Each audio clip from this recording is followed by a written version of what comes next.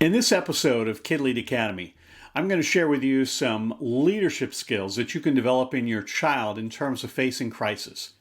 If you've seen these other episodes in the series, you'll know that I usually use a metaphor or an illustration. But in this one, I want to begin with a long story. It's a bit dramatic, it's true, but it will help set up why it's so important to have these skills in your child. You hear that? That's a train horn. Well, that horn, whenever I hear it to this day, it reminds me of an event that I don't enjoy remembering, but it happened several years ago. When my wife and I moved from Monterey, California to Burbank so that she could take a position in a new company, we had a free Metrolink pass. That was a free pass to ride the Metrolink train in Los Angeles area. So my wife and I looked up the places that the train takes you, and it takes you down to San Clemente on the other side of Orange County, California. So we were looking forward to that day. We got on the train, we switched at Union Station, and we followed it down to San Clemente.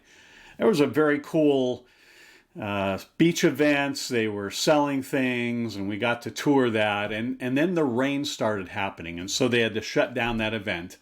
And the train took us literally right to that beach. If you're familiar with San Clemente, California, it's a beautiful seaside community, and the Amtrak and the Metrolink go right next to the beach there. Well, we were waiting for our train, as were a few hundred other people because of the rain out of the event. I noticed that a man walked by me, and he was smoking, and I remember him distinctly because he blew smoke, and I'm not a smoker, and so I noticed him. He was kind of casually dressed, and he got down off the platform, and I noticed him in a moment standing on the train track. And I thought, what is this guy doing? Is he playing chicken with the train? What's going on? And I saw a light of a train coming through, and I said, he's going to see how close he can get. Well, a moment later, he raised his hand, which means peace out, and the train hit him at full speed. The train immediately stopped. Death by train, suicide by train, as I did some research following that, is quite common, more common than most of us would think. It usually shows up in the news as trespassing. But for that event, to see that man literally a few seconds, and as he stood on the track, to be hit by that train, it was traumatizing. I don't know how many other people saw that, but I saw that, and I told that story to my wife. So whenever I hear a train horn, it reminds me of that event.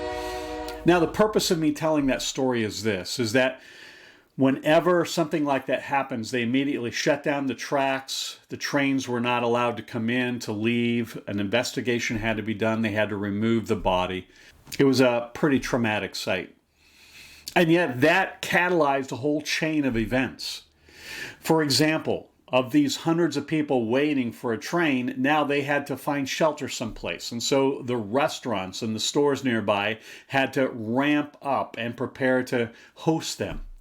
Then someone had to make sure that an investigation team came out to not only help the first responders in removing the body, covering the body, and then making a report about that.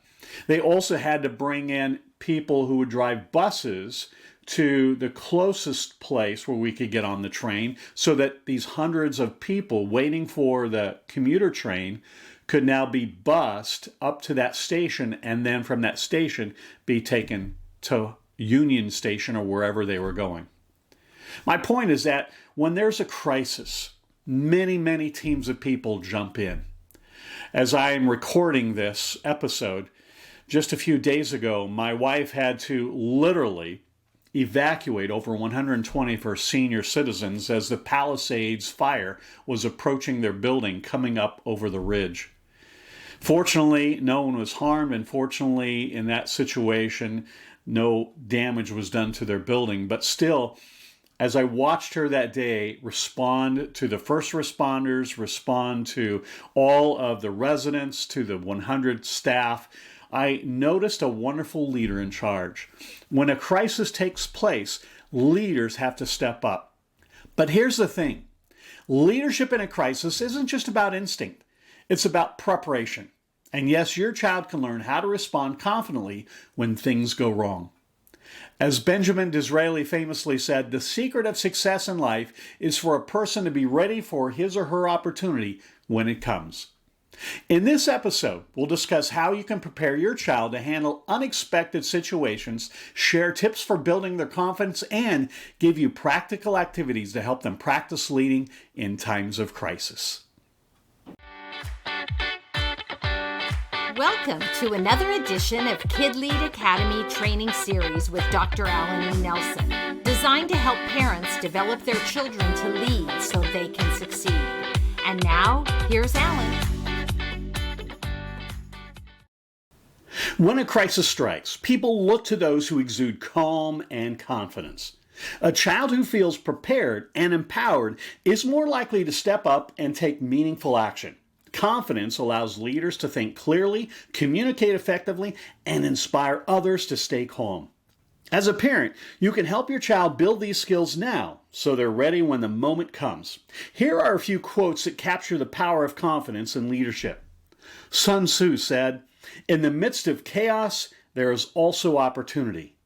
And someone said, in a crisis, don't hide behind the uncertainty. Step forward and lead with what you know. According to FEMA, 46% of Americans do not feel confident they know what to do during a crisis, highlighting the need for preparedness and leadership training. A study of the Red Cross found that people trained in emergency responses are 55% more likely to take action in a crisis compared to those without training. And research from the American Psychological Association reveals that children who were taught problem-solving and leadership skills report a 35% increase in their confidence when handling stressful situations. So why confidence is critical in a crisis? Well, when a crisis strikes, people look to those who exude calm and confidence. That's an important part of leadership. A child who feels prepared and empowered is more likely to step forward and take meaningful action. So confidence allows leaders to think clearly, communicate effectively, and inspire others to stay calm. Here are 3 ways you can teach your child to respond effectively when others might freeze. Number 1, teach situational awareness. You see, leaders stay calm because they notice details others might miss. Help your child to practice paying attention to their surroundings. For example, here's an activity you can play. You can even call it an observation game. Take them to a park or mall and challenge them to notice 5 things most people wouldn't. Ask, hey, if something went wrong here, what would you do first? For example, if you're in the park, they might note the location of a first aid kit or how to quickly reach a parent for help. A second thing you can do is role-play crisis scenarios.